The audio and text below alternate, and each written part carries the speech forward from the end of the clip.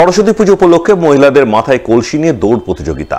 আর এই দৌড় প্রতিযোগীকে ঘিরে রবিবার আনন্দে মুখরিত হয়ে উঠল পুরাতন মালদার বাঁচামারি এলাকা। জানা গেছে দীর্ঘ কয়েক দশক ধরে বাঁচামারি প্রণব সেবা সমিতির সদস্যরা সরস্বতী পুজো করে আসছেন। সেই মতো এবছর 50তম বর্ষের পুজো করেন তারা।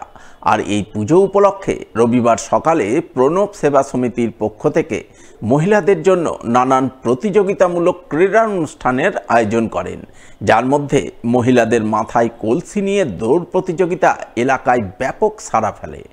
অভিনব এই প্রতিযোগিতা দেখতে বাঁচামারি এলাকার রাস্তার দুধারে বহু সাধারণ মানুষ ভিড় জমান, যাকে কেন্দ্র করে আনন্দ মুখরিত হয়ে ওঠে গোটা বাঁচামারি এলাকা। বাঁচামারি প্রণব সেবা সমিতির প্রতি বছর এবারও মহিলাদের মাথায় কলসি নিয়ে ম্যারাথন দৌড়, যেটা স্পোর্টস মানে আমাদের সরস্বতী পুজো উপলক্ষেই হয় এটা শুরু। এবার বিশেষ আকর্ষণ সেটা হচ্ছে আমাদের 50 বছর পূর্তি হচ্ছে। এবার এই 50 বছর পূর্তি উপলক্ষে নানা রকম খেলাধুলা মহিলাদেরকে নিয়ে বাঁচামারি মহিলা সমিতির সহযোগিতা আমাদের প্রণব সেবা সমিতিকে ব্যাপকভাবে করছেন। মহিলাদের উৎসাহ দেওয়ার জন্যই এই ইভেন্ট আমাদের প্রতি বছর, এবার বিশেষ করে আকর্ষণ 50 বছর পূর্তি উপলক্ষে। মালদা শহরের এক বেসরকারি সঙ্গীত প্রশিক্ষণ কেন্দ্রের বার্ষিক সাংস্কৃতিক অনুষ্ঠান হয়ে গেল শনিবার। এই উপলক্ষে দিন সন্ধ্যায় মালদা টাউন হলে এক মনোজ্ঞ সঙ্গীতানুষ্ঠানের আয়োজন চোখে পড়ে। উপস্থিত ছিলেন বিশিষ্ট শিক্ষাবিদ ডক্টর শক্তিপদ পাত্র সহ অন্যান্য বিশিষ্টজনেরা।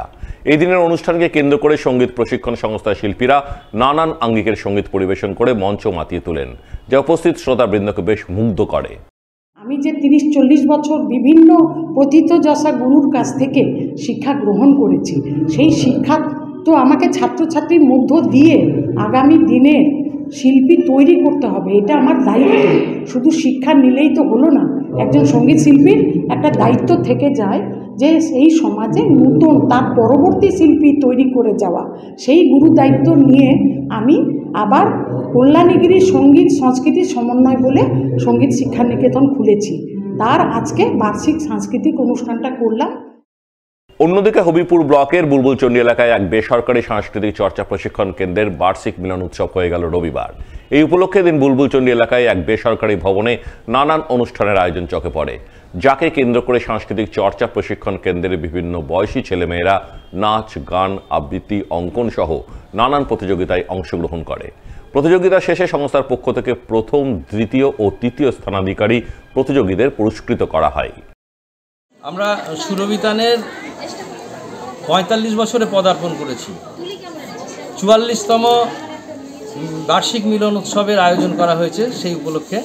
এটা প্রতি বছরই হয়, এবছরও হচ্ছে। আমাদের প্রতিষ্ঠানের শিশুরা আজকে খুব আনন্দ করে, একসাথে আমরা সবাই মিলে খাই এবং বিভিন্ন প্রতিযোগিতা হয়।